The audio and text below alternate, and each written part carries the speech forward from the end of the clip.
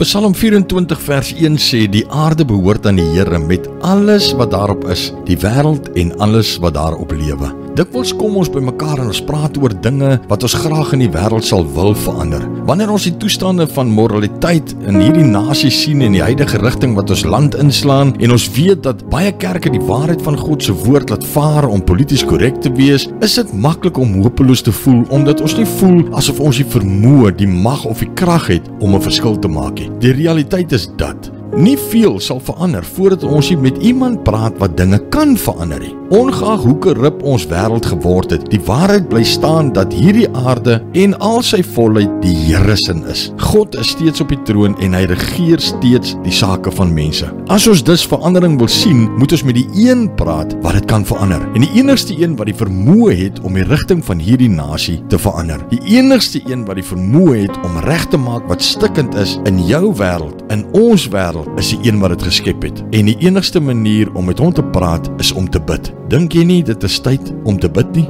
Maar Vader, Here, ons doen dit so min, maar is tyd dat ons bid. U woord sê, ons moet omdraai, ons moet die aangesig soek en ons moet bid en U sal ons land genees. Dankie Here vir U kosbare woord. Dankie dat ons tot U kan nader en sê, Here, U het alles gemaak, U hou alles in stand. Here, help. Ons bid dit vanmôre in Jesus se naam. Amen.